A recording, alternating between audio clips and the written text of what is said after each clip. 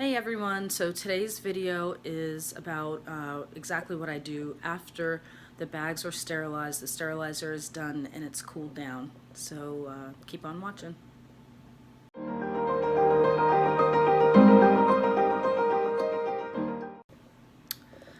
Alrighty, so today is 2 days after my sterilizer ran.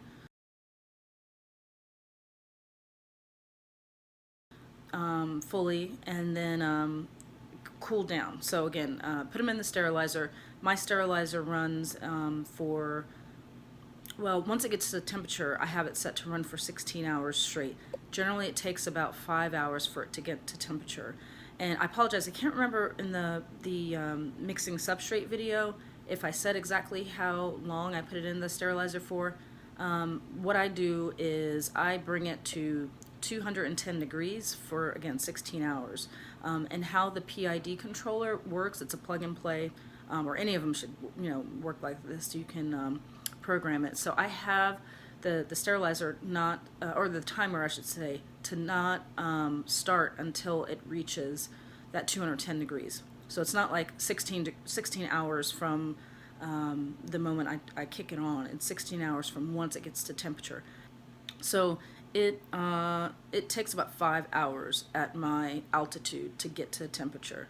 I know that, like, if you're out in Colorado, obviously, or even Eric, he's in El Paso, and it takes his boiling temperature is a lot less than mine.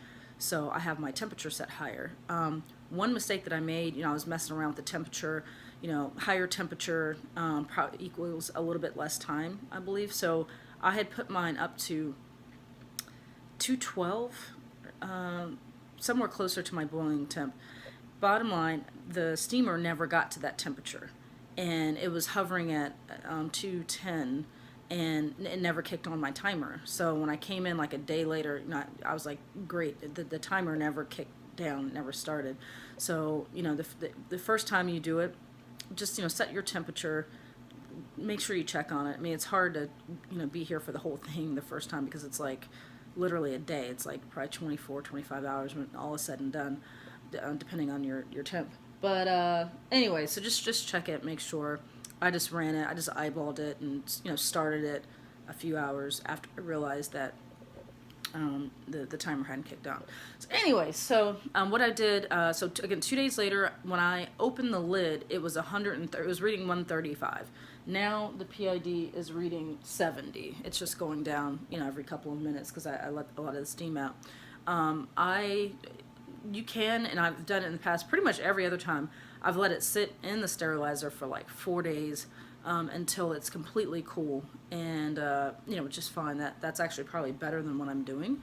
But what I'm doing is I'm taking the bags out and putting them on racks, because I want them to cool down even faster. So obviously, if it's at room temperature, 60 degrees, something like that, which is what I have it in here, it's going to cool down faster than if it's got to naturally come down in that sterilizer. So I've loaded it, and what you want to do is you want to have the bags, obviously, like not touching each other, as much space as possible, so that the air can flow through and it can cool down. Now, the reason why I'm impatient, well, I'm impatient about everything, but really now I need a lot of bags. I need some variety.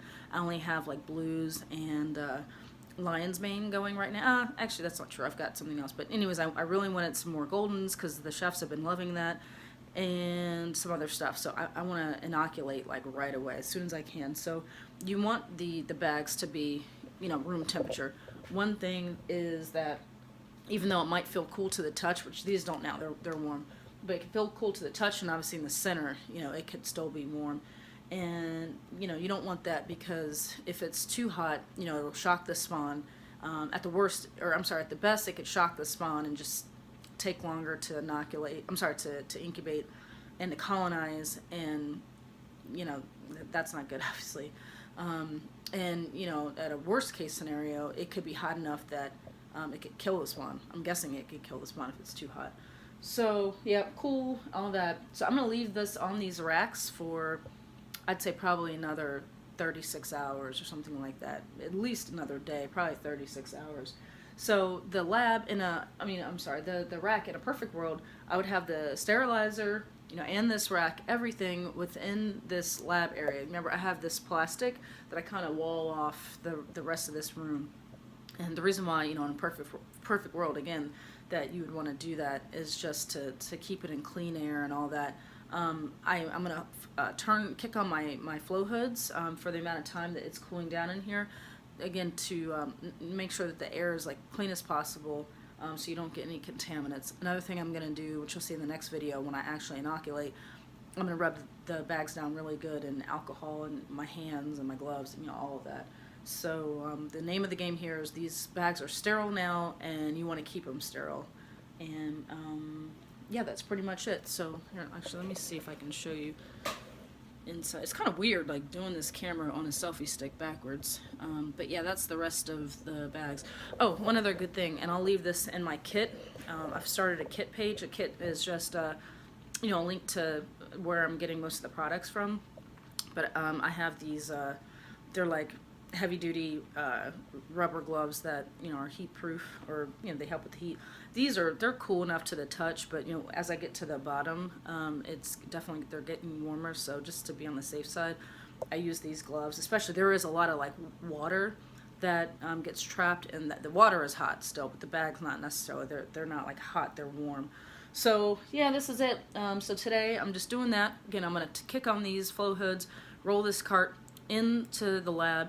It'll stay in the lab, you know, so that I can just, you know, inoculate and literally put back on the rack, roll the rack to the incubation room, and call it a day for 3 to 4 weeks. So stay tuned to my next video on this process. Actually, you did not get rid of me quite so soon. There's 2 very important things that I wanted to remind you to do, or tell you to do, after, you know, your racks are unloaded and everything. The first thing to do is to turn the valve that lets out the water. You want the water to you know, roll out. So turn the valve in the off position so that the water drains. And I'll show you. The water gets kind of funky. You know, some substrate somehow, I don't know. I mean, these are self kind of closing bags, but somehow some of the substrate gets in the water, so it gets kind of gross. My particular sterilizer, it's not the sterilizer, but just how I have it set up. I have it raised a little bit, but, you know, I have a hose attached that lets the water out, and I guess it's just not tilted, it's not high enough, so it takes forever for my sterilizer to drain. So sometimes I'll just go in there and use my shop vac to get all the rest of the water, because I just don't like a lot of stuff in there. The second very, very important thing to do, even more than that, is to turn off the water supply going into the drain. Eric, I think, actually kind of forgot one time and just recently had an issue. So it happens to the best of us. But yeah, so, and I'm not sure if I explained this, so I'm going to explain it, you know, just in case. How the sterilizer, this one in particular, works, probably most, I would imagine, you know, obviously it's water, it's, you know, near boiling, and there are holes, vent holes, just to make sure that you don't have a bomb on your hand. So the steam actually, you know, it's evaporating, you know, it's coming out a little bit, so you got evaporation of water, so that it doesn't dry out. You know, there's a float valve system. Again, I'll show you when I turn the camera around, and it's basically a little trickle. When the float valve you know, isn't in the, you know, upright position, it will trickle in some water to keep that water flowing.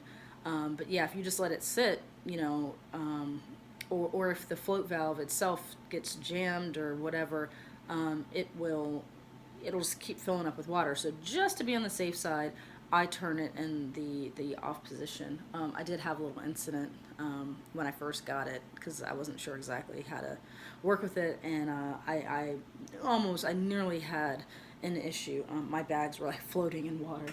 So I'm going to turn those off, and then, but the last thing is, damn, what was the last thing? Yeah, shit, maybe that's it. So, alright, I'll turn around the camera. Alright, so that's really it this time. I hope this was helpful. And again, stay tuned for the next video in the series. So, I guess 2 days from now, at the latest, when I actually inoculate. And yeah, that's a fun day. So, I will see you then. Thanks.